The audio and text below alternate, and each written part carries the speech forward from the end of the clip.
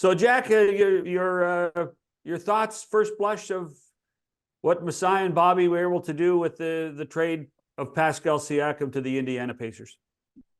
Well, I think it's pretty reasonable to look at it and say that they looked around the landscape and said this is about as good an offer as we're going to get, and made the deal.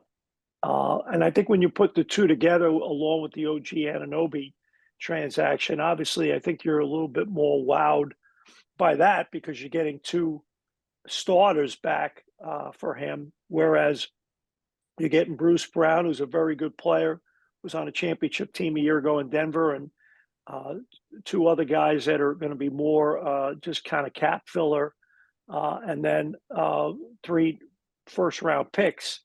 So to me, I think when you look at it, it clearly signals that they're restructuring, rebuilding, rebooting, whatever way you want to describe it.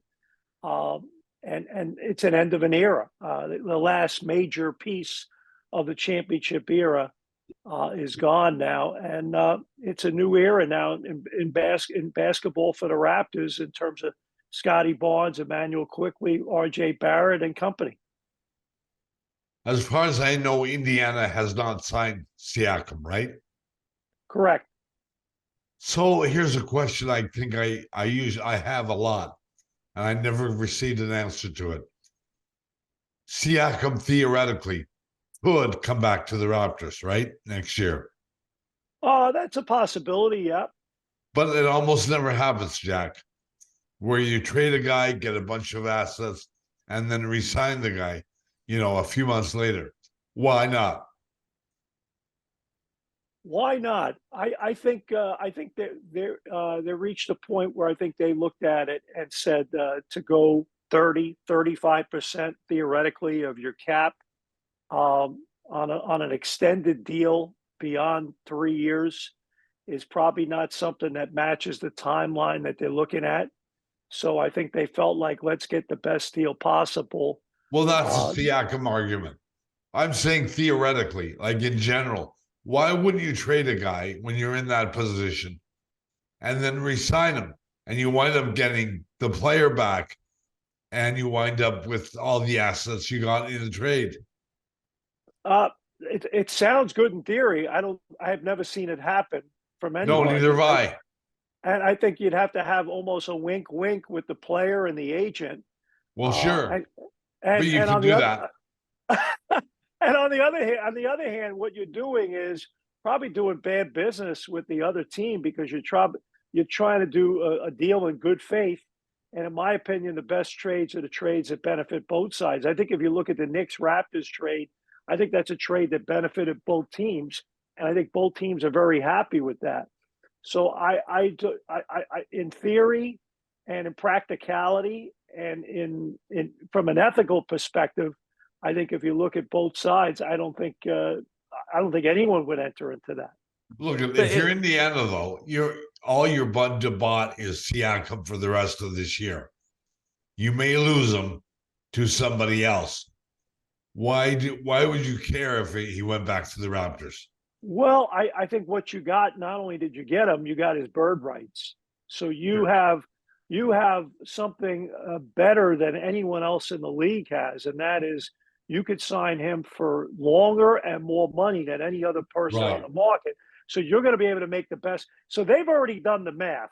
They know what they're going to offer him. They know what his value is to them. I'm sure, wink, wink, those discussions have already happened in some way, shape, or form in terms of loose parameters with his representation. And there's, look, OG Anunoby went to the Knicks. His representation is directly tied. Leon Rose, the president of the Knicks, Leon Rose's son represents OG Anunoby. So wink, wink again.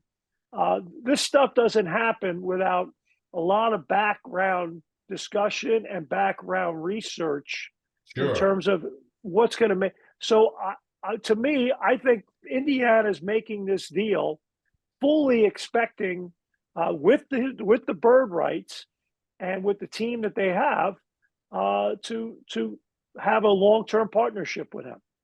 And in fact, I mean, I'd be shocked, wouldn't you, Jack, that if Kevin Pritchard and the people in Indiana haven't had some sort of discussion and comfort that they felt they could get Siakam on a contract, they would even think about doing this trade? Well, here's the difference. I think when the Raptors traded for a guy like Kawhi Leonard, there was a lot of questions physically whether he could hold up. So it was a big risk trading DeMar DeRozan, Jakob Poeltl on a number 1 pick, Danny Green, who had some health issues as well.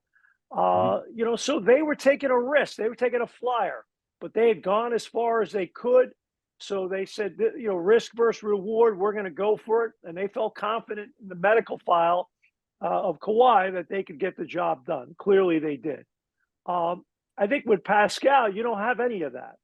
What you have is the fact that even if he were to walk, you really didn't give up that much. You gave up 2 low number 1 picks in a weak draft, this upcoming draft. You gave up a pick in 2026 that is top 4 protected. And you think you're still, even if you don't have Pascal Siakam, you still think you're going to be good. And because you didn't trade any of your core pieces. And then last but not least, you also have that cap space back. So I think I think that it's a pretty educated bet and guess on their part that they feel pretty good about the parameters of which doing this trade. And even on the low side, it's still not an outrageous risk that they just took. How many games do you think Bruce Brown will play for the Raptors? Because it certainly sounds like the scuttlebutt is that before the deadline, Bruce Brown might be moved as well. Well, I tell you what, if I'm one of the top 10, 12 contending teams, and he's a guy, quite frankly, it's a team option next year on his contract, not his option. So, I mean, this is a guy that would be a great fit for a lot of good teams. So yeah, I'd be a team if I were one of the top 12 teams out there, particularly one of the top 5, 6 teams. I would look long and hard and say, would this make sense? So that could be another bit of assets that the Raptors get. On the other hand, you could hold on to him. He could finish the season.